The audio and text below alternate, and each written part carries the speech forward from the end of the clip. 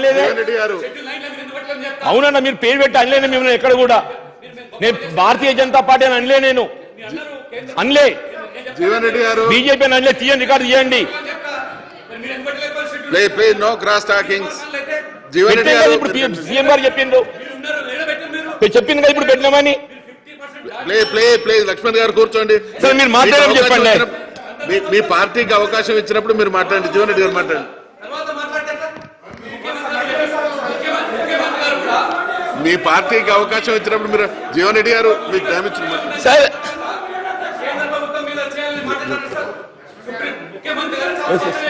లక్ష్మణ్ గారు ఇప్పుడు ఒక్క నిమిషం ఇప్పుడు అధ్యక్ష బీజేపీకి మీ ద్వారా విజ్ఞప్తి ఏంటంటే మీరు రాసి పెట్టుకోండి మీ టర్న్ వస్తుంది నెక్స్ట్ వారి తర్వాత మీరు మాట్లాడండి తప్పకుండా.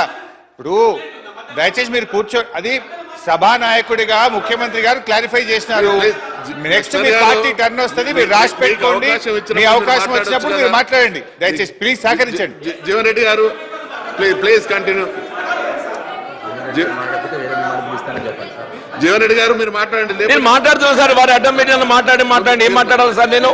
ఇప్పుడు లక్ష్మణ్ గారు మీకు అవకాశం ఇచ్చినప్పుడు నెక్స్ట్ మళ్ళా టర్న్ లో భాగంగా మీకు కూడా అవకాశం వస్తుంది. మీరు మాట్లాడదలుచుకుని మాట్లాడుకోండి, మీరు చెప్పదలుచుకునే నోట్ చేసుకోండి. జీవన్ రెడ్డి గారు please continue your speech.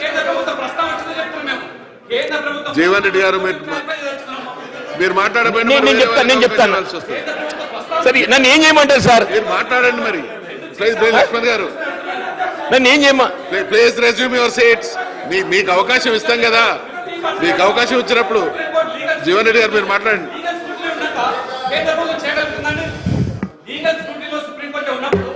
Laxman గారు నెక్స్ట్ మీరు మాట్లాడే సందర్భం వచ్చినప్పుడు మీరు చెప్పదలుచుకున్నా చెప్పండి. మీరు టైం ఉన్నది కదా, ఆ కంటిన్యూషన్ మీరు వస్తారు కదా. No I'm not allowing. Jeevan Reddy garu sir నేను జీవన్ రెడ్డి గారు మాట్లాడుతున్నాను సార్ అంటే సార్ దయచేసి నన్ను ఇంటరప్ట్ చేయకండి. నన్ను దండం పెడతానే.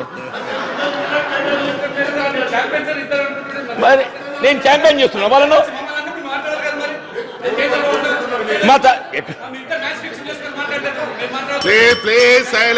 ఇప్పుడు తెలియండి మ్యాజిక్ నేను చెప్తా. ఫిక్సింగ్ చెప్తా ఇప్పుడు.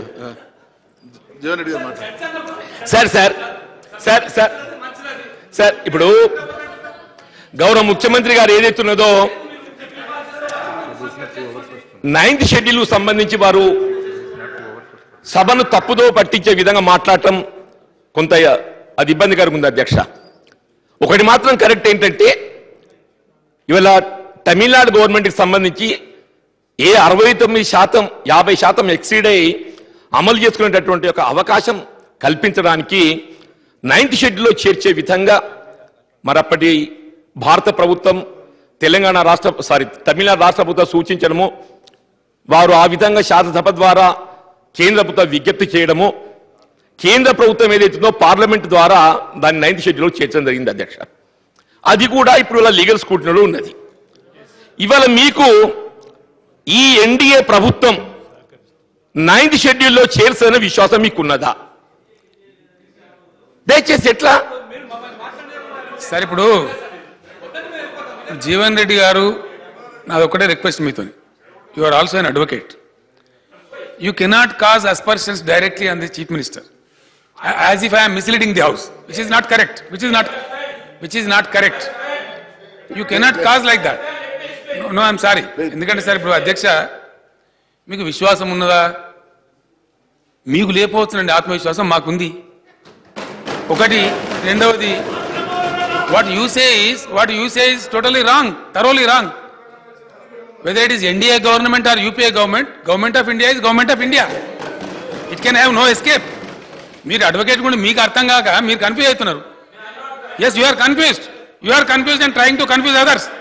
Please don't confuse others and don't tell that CM is misleading the house. I am not misleading. You are misleading the house. Don't mislead.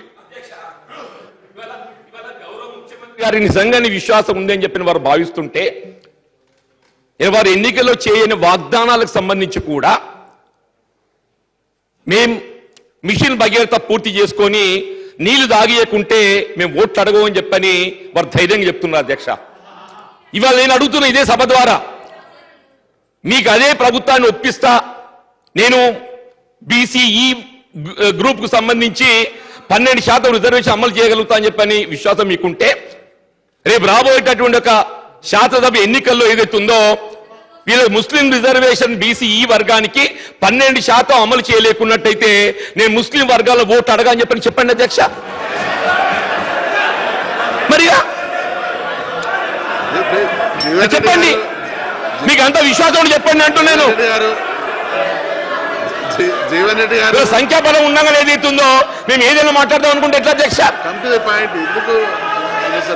ఇవాళ ఏదైతుందో మీ సంఖ్యాబలంతో ఏదైతున్నదో సమాజాన్ని ఏదైతే మీరు మరచలేదని చెప్పండి అధ్యక్ష.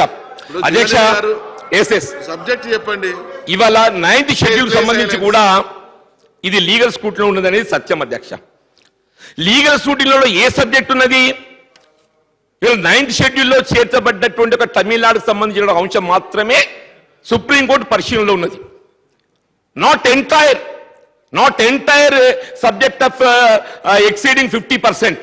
మీరే అన్నారు అధ్యక్ష, ఇందిరా సహాని కేసులో ఏదైతే ఉన్నదో 50% ఎక్సీడ్ కావడానికి క్వాంటం ఏదైతుందో గణాంకాలు చూపెట్టగలిగినట్టయితే అది ఎక్సీడ్ కావచ్చు ప్రత్యేక పరిస్థితుల్లో అని చెప్పని మీరే పేర్కొన్నారు. ఇట్స్ వెరీ క్లియర్, మీరు ఇచ్చిన స్టేట్మెంట్ లోనే. Constitution may exceed 50% of the appointments or post by making out a case showing existence of extraneous circumstance for exceeding the limit. ఇది తమిళనాడు ప్రభుత్వానికి సంబంధించిన ఒక అంశం సుప్రీంకోర్టు పరిశీలనలో ఉన్నది. సుప్రీంకోర్టు అయినా తీర్పు ఇవ్వబోయినట్టయితే that's binding only for Tamil Nadu subject, that's not for entire nation. అధ్యక్ష, it is really unfortunate to hear from an advocate like this. The judgment of Supreme Court becomes law for the nation. My dear learned advocate friend, please try to know it. Tamil Nadu సంబంధించిన judgement తమిళనాడుకే పరిమితం కాదు అధ్యక్ష. Covered matter అని చెప్పి supreme court judgement ఉన్నా, high court judgement ఉన్నా, ఇంకో మ్యాటర్లో ఇది కవర్డ్ మ్యాటర్ అని వాదిస్తారు అడ్వకేట్స్. మరి మీరు అడ్వకేట్ అయి ఉండి రాజకీయాల కోసం ఇంత ఘోరంగా మాట్లాడడం అనేది చాలా దుర్మార్గం అధ్యక్ష. ఇంకో విషయం చెప్తా ఉన్నా, it is not that reservation has not exceeded 50%. It has already exceeded. It is under implementation in 7 states of the country. 7 రాష్ట్రాల్లో ఉంది. 5 రాష్ట్రాలు, మన 50 ఎక్సీడ్ కాలేదు కానీ 5 రాష్ట్రాల్లో ఎక్సీడ్ అయి ఉంది. 80% రిజర్వేషన్ అమలు చేసే రాష్ట్రాలు కూడా ఉన్నాయి, 60 చేసే రాష్ట్రాలు కూడా ఉన్నాయి, 69 చేస్తున్న తమిళనాడు కూడా ఉంది. సుప్రీంకోర్టు పరిశీలనలో ఉన్న అంశం అధ్యక్ష, వారి జడ్జిమెంట్లోనే వారు చెప్పినారు తమిళనాడుకు పరిమితమై ఉండదు. అందుకే ఇంత టైం పడతా ఉంది. నేనేమంటున్నాను అధ్యక్ష, మేము పెట్టుకున్నటువంటి పద్ధతి ఆ రోజు కూడా నేను చెప్పిన, ఈ రోజు కాదు. ఎన్నికలకు చాలా ముందు చాలా సభలలో చాలా టేబుల్ నా దగ్గర ఉన్నాయి. ఇప్పుడు అందులో నేను స్పష్టంగా చెప్పింది ఏంటంటే, ఉన్న ఏకైక మార్గం సుప్రీంకోర్టు ఒక షరతు విధించిన తర్వాత మన ముందున్న ఏకైక మార్గం మనం పార్లమెంట్ రూట్లో 9th షెడ్యూల్లో పోవడం తప్ప వేరే లేదు. అదే పందాలో మేము కూడా సాధిస్తామని చెప్పినాం అధ్యక్ష. నేను మళ్ళా చెప్తా ఉన్నా, నేను ఇలా భారత ప్రభుత్వానికి అప్పీల్ కూడా చేసిన. ఇవన్నీ ఒక రాష్ట్రం నుంచే లేదు అధ్యక్ష. ఇలా రాజస్థాన్ రాష్ట్రం ఎక్కడైతే భారతీయ జనతా పార్టీ పరిపాలన చేస్తూ ఉందో, రాజస్థాన్ రాష్ట్రానికి సంబంధించి గుజ్జర్లు జాట్లు అక్కడ ఉద్యమాలు చేస్తే ఆ ప్రభుత్వం కూడా 68% పెంచుకుంటామని చెప్పి తీర్మానం చేసి కేంద్రానికి పంపించున్నది, అక్కడ పెండింగ్లో ఉన్నది. మహారాష్ట్ర వాళ్ళు పంపించున్నారు, వాళ్ళు కూడా పెండింగ్లో ఉన్నది. ఒక తెలంగాణనే పోతలేము అధ్యక్ష. ఈ సమస్య ఒక తెలంగాణకే లేదు. కాబట్టి జీవన్ రెడ్డి గారికి నాది ఒకటే అప్పీల్, మీరు ఏదో రకంగా గవర్నమెంట్ని ఏదో చేసి చూపెడదామనే ప్రయత్నం మీకు పనికిరాదండి. దానిలో మీరు సఫలం కాలేరు. ఇక్కడ మీకు స్కోప్ లేదు. మేము టైం తీసుకొని కమిషన్ పద్ధతి ప్రకారం చేసి ఇంపెకబుల్ డేటా కలెక్ట్ చేసి చాలా లీగల్ ల్యూమినరీస్ని కాంటాక్ట్ చేసి అదే పద్ధతిలో మేము ముందుకు పోతా ఉన్నాం. ఆ ప్రకారంగా మీరు సమర్థిస్తామని చెప్పినారు, సంతోషం. కానీ ఏదో కొడుగుడు మీద ఈకలు బీకి టీఆర్ఎస్ ప్రభుత్వాన్ని బదనాం చేయొచ్చు అనుకుంటే అందులో మాత్రం మీరు సక్సెస్ కాలేరనే మనం చేస్తా ఉన్నాం.